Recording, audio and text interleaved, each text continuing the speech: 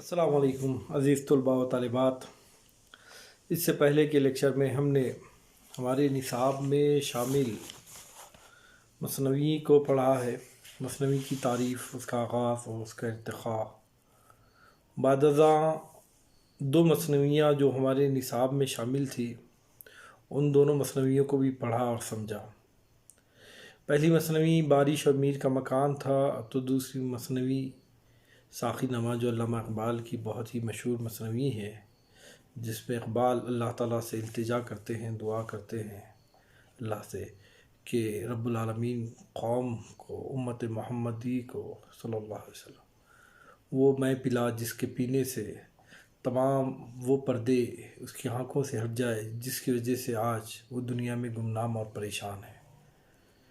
میرے کیف دو پیغامات تھے، ایک تو بارش اور میر کے مکان میں میر نے اپنے مکان کی خستہ حالی کا تذکرہ کیا ہے، وہیں اقبال نے قوم کو عملی زندگی کا پیغام دیا ہے۔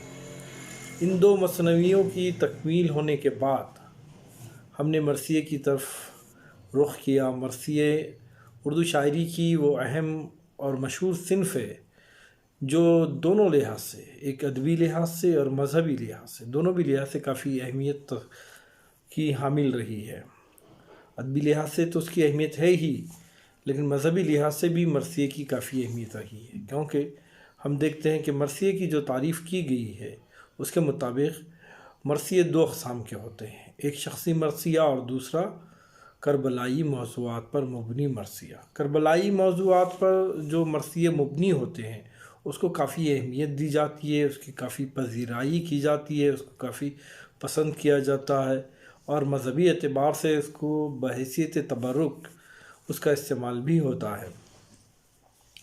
ہم دیکھتے ہیں کہ ہمارے نصاب میں جو ہے دو مرثیے شامل کیے گئے ہیں، ایک جو ہے کربلائی مرثیہ تھا جس کو ہم نے پڑھا ہے، مرثیے کی تعریف بھی پڑھی، مرثیے کا آغاز پڑھا اور مرثیے کے جو اجزاء ترکیبی ہیں ان کو بھی ہم نے پڑھا ہے۔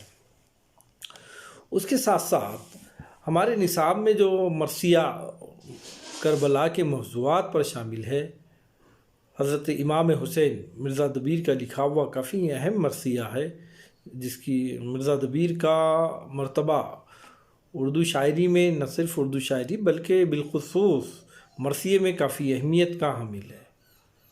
اگر مرثیے کی تاریخ لکھی جائے اردو مرثیے کی، تو مرزا دبیر کے نام کے بغیر اردو مرثیے کی تعریف مکمل نہیں ہوتی۔ ہم نے حضرت امام حسین رضی اللہ تعالیٰ کی شہادت پر مبنی مرزا دبیر کا یہ مرثیہ بھی پڑھا، جس کا نام تھا شہادت حضرت امام حسین۔ اس کے علاوہ ہمارے نصاب میں ایک شخصی مرثیہ بھی ہے جس کا نام ہے داغ، مرثیہ داغ۔ مرثیہ داغ یہ مرثیہ جو ہے حضرت علامہ اقبال رحمۃ اللہ علیہ کا لکھا ہوا ہے۔ علامہ اقبال اردو شاعری کا وہ ماہتاب، وہ آفتاب جس سے اردو شاعری روشن ہے، جنہوں نے اپنے شاعری کے ذریعے سے امت مسلمہ کو خاص طور پہ پیغام دیا، عملی زندگی کا، اپنے مرتبے کو جاننے کا، پہچاننے کا۔ اردو شاعری میں جو بلند ترین شعراء ہیں ان میں سب سے اہم شاعر علامہ اقبال ہیں۔ اقبال کو شاعری کا شوق اسکول کے زمانے سے ہی تھا، بچپن سے ہی جو ہے شاعری کی طرف ان کا رجحان تھا۔ ان کی طبیعت کے اصلی جوہر جو ہے اسکول میں ہی چمکنے لگے تھے شاعری کے ضمن میں، اور انہوں نے شاعری کی طرف خاص طور پر توجہ دی۔ دیکھیے، مولانا روم سے اقبال کو کافی عقیدت تھی۔ مولانا روم اپنے وقت کے ایک بہت بڑے صوفی، ایک بہت بڑے شاعر، فارسی زبان کے ایک بہت بڑے ادیب گزرے ہوئے ہیں۔ اقبال ان سے بہت متاثر ہیں، بلکہ وہ ان کو اپنا پیر بھی تصور کرتے ہیں، رہنما تصور کرتے ہیں۔ آپ نے جب شاعری کی ابتدا شروع کی اقبال نے، تو ابتدائی دور میں اپنے کلام کو حضرت داغ کو بتلایا، ان سے اصلاحیں لی۔ حضرت داغ کے ذریعے اقبال کے کلام کی اصلاح کیا کرتے تھے۔ اب اس حیثیت سے داغ جو ہے اقبال کے استاد رہے ہیں۔ داغ ان کی کافی حوصلہ افزائی بھی کیا کرتے تھے۔ اب مرثیہ جو ہوتا ہے اس میں مرحومین کی یاد کی جاتی ہے. شخصی مرثیے میں اپنے کسی عزیز شاعر اپنے کسی عزیز کے مرنے کا اظہار کرتا ہے، ان کے دکھ درد کا اظہار کرتا ہے. جیسے ہم نے دیکھا ہے کہ حضرت حالی کے انتقال پر صفی لکھنوی نے مرثیہ لکھا تھا، وہ بھی کافی اہمیت کا حامل رہا ہے. حالی نے خود بھی ایک مرثیہ لکھا تھا غالب کے انتقال پر، چونکہ حالی جو ہے غالب کے شاگرد تھے اور غالب کے انتقال سے انہیں کافی دکھ اور درد تھا، اور اپنے درد کو انہوں نے لفظوں میں سمو کر پیش کیا تھا. بالکل اسی طرح داغ بھی جو ہے اقبال کے استاد رہے ہیں، ابتدائی طور پر کیوں نہیں ہوتا، کیونکہ بہت زیادہ عرصے تک آپ نے ان کے کلام پر اصلاح نہیں دی ہے، بلکہ انہوں نے کہا کہ آپ خود جو ہے بہتر لکھ رہے ہیں، اصلاح کی ضرورت نہیں ہے. اس طریقے سے معاملہ ختم ہو گیا. لیکن اقبال کے بہرکیف و استاد تھے، اور استاد کے انتقال کا غم ایک اچھے شاگرد کو ہونا ایک فطری بات تھی. اقبال کو داغ کا گزر جانا گراں گزرا، تکلیف ہوئی، اور اسی تکلیف میں انہوں نے جو قلم اٹھایا، جو اشعار کہے، وہ ایک بہترین مرثیے کی شکل میں ہمارے سامنے ہیں. میں مرثیے کو ایک بار پڑھ لیتا ہوں، آپ اس کو بغور سماعت فرمائیے، بعد ازاں پھر ہم اس کی تشریحات کی طرف جاتے ہیں. عظمت غالب ہے ایک مدت سے پیوند زمین، مہدی مجروح ہے شہر خموشاں کا مکین. توڑ ڈالی موت نے غربت میں مینائے امیر، چشم محفل میں ہے اب تک کیف صہبائے امیر. آج لیکن ہم نوا سارا چمن ماتم میں ہے، شمع روشن بجھ گئی بزم سخن ماتم میں ہے. بلبل دلی نے باندھا اس چمن میں آشیاں، ہم نوا ہے سب انائے دل باغ ہستی کے جہاں. چل بسا داغ آہ چل بسا داغ آہ میت اس کی زیب دوش ہے، آخری شاعر جہاں آباد کا خاموش ہے. اب کہاں وہ باک پن وہ شوقی طرز بیاں، آگ تھی کافور پیری میں جوانی میں نہاں. آگ تھی کافور پیری میں جوانی میں نہاں، تھی زبان داغ پر جو آرزو ہر دل میں ہے. تھی زبان داغ پر جو آرزو ہر دل میں ہے، لیلا معنی وہاں بے پردہ وہاں محمل میں ہے. اب صبا سے کون پوچھے گا سکوت گل کا راز، اب صبا سے کون پوچھے گا سکوت گل کا راز. کون سمجھے گا چمن میں نالے بلبل کا راز، تھی حقیقت سے نہ غفلت فکر کی پرواز میں، آنکھ طائر کی نشیمن پر رہی پرواز میں. اور دکھلائیں گے مضمون کی ہمیں باریکیاں، اپنے فکر نقطہ آراں کی فلک پیمائیاں. تخلیعی دوہراں کے نقشے کھینچ کر کھلوائیں گے، یا تخیل کی نئی دنیا ہمیں دکھلائیں گے.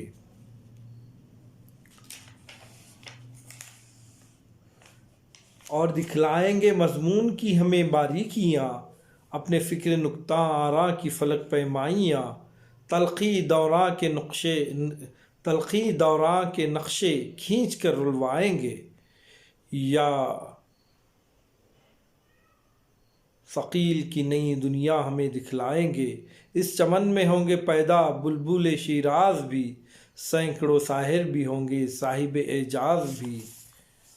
اٹھیں گے آواز ہزاروں شعر کے بت خانے سے، میں پلائیں گے نئے ساقی نئے پیمانے سے. لکھی جائے گی کتاب دل کی تفسیریں بہت، ہوں گی اے خواب جوانی تیری تعبیریں بہت. ہو بہو کھینچے گا لیکن عشق کی تصویر کون، اڑ گیا ناوک فگن مارے گا دل پر تیر کون. اشک کے دانے زمین شعر میں بوتا ہوں میں، اشک کے دانے زمین شعر میں بوتا ہوں میں. تو بھی رو اے خاک دلی تو بھی رو اے خاک دلی، داغ کو روتا ہوں میں. آہ اے بیت الحرام مذہب اہل سخن، ہو گیا پھر آج پامال خزاں تیرا چمن. وہ گل رنگیں تیرا رخصت مثال بو ہوا، وہ گل رنگیں تیرا رخصت مثال بو ہوا. یعنی قالی داغ سے کاشان اردو ہوا. تھی نہ شاید کچھ کشش ایسی وطن کی خاک میں، وہ میں کامل ہوا پنہا. دکن کی خاک میں اڑ گئے ساقی جو تھے میں خانے خالی رہ گیا، اڑ گئے ساقی جو تھے میں خانہ خالی رہ گیا، یادگار بزم دہلی ایک خالی رہ گیا، آرزو کو خون رلواتی ہے بیداد اجل، مارتا ہے تیر تاریکی میں صیاد اجل، کھل نہیں سکتی شکایت کے لیے لیکن زباں ہے خزاں کا رنگ بھی وجہ قیام گلستاں، ایک ہی قانون عالمگیر کے ہیں سب اثر، ایک ہی قانون عالمگیر کے ہیں سب اثر، بوئے گل کا باغ سے گلچی کا دنیا سے سفر، بوئے گل کا باغ سے گلچی کا دنیا سے سفر۔ یہ تھا مرثیہ جو اقبال نے لکھا تھا اپنے استاد محترم کے انتقال پر، اپنے دکھ کو، اپنے درد کو لفظوں میں پرو کر انہوں نے ہمارے سامنے پیش کیا ہے۔ اس مرثیے کا پہلا شعر ہے: عظمت غالب ہے ایک مدت سے پیوند زمیں، مہدی مجروح ہے شہر خموشاں کا مکین۔ عظمت غالب یعنی غالب کی وفات کو ایک مدت ہو گئی، غالب دنیا سے چلے گئے، شاعری کا چمکتا ہو ستارہ غروب ہو گیا، اور وہ ایک مدت سے پیوند زمین ہے، زمین میں آرام فرما ہے۔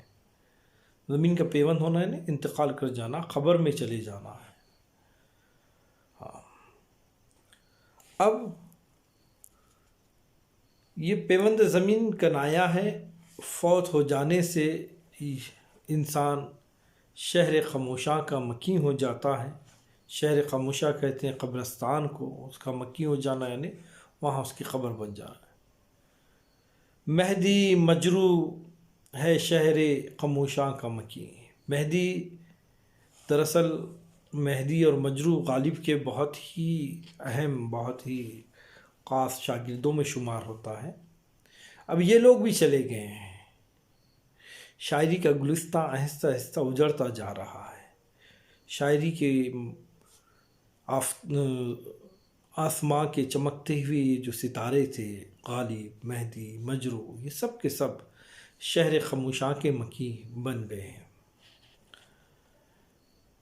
امیر توڑ ڈالی موت نے غربت میں مینائے امیر،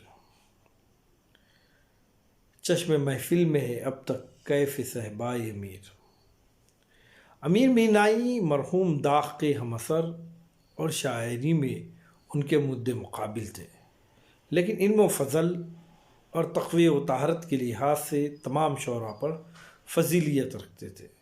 1900 میں ان کا انتقال بمقام حیدرآباد میں ہوا۔ موت نے امیر مینائی کی زندگی کا پردیس میں خاتمہ کر دیا۔ مینائے امیر میں بڑی خوبی ہے کیونکہ امیر حضرت شاہ مینا کی اولاد میں ہونے کی وجہ سے مینائی مشہور تھے۔ چشم محفل میں ہے اب تک کیف صہبائی امیر، لیکن نہایت وقیع اور دلکش ہے۔ توڑ ڈالی موت نے غربت میں یعنی حیدرآباد میں جا کر مینائے امیر جو ہے انتقال کر گئے۔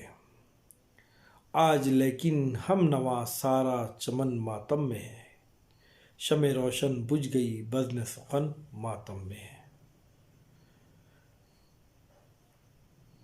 اب یہ شخصیت جس سے شاعری کا باغ آباد تھا، وہ شخصیت جو شاعری کی شمع تھی، جس کے سبب دوسرے شعراء اس شمع کے ارد گرد گھومتے تھے، پروانے تھے، وہ بجھ گئی۔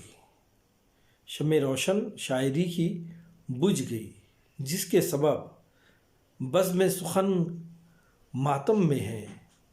سارا چمن غم کا اظہار کر رہا ہے کہ اس چمن کا وہ خوشبودار پھول جس کے مہکنے سے اردو شاعری مہکی ہوئی تھی، وہ مرجھا گیا، وہ ختم ہو گیا، وہ شمع بجھ گئی جس کے بجھنے سے سارا چمن ماتم کر رہا ہے، بزم سخن میں ماتم مچا ہوا ہے۔ کیا کہ بلبل دلی نے باندھا اس چمن میں آشیاں، ہم نوا میں سب انا باغ ہستی کے جہاں۔ اب یہاں پر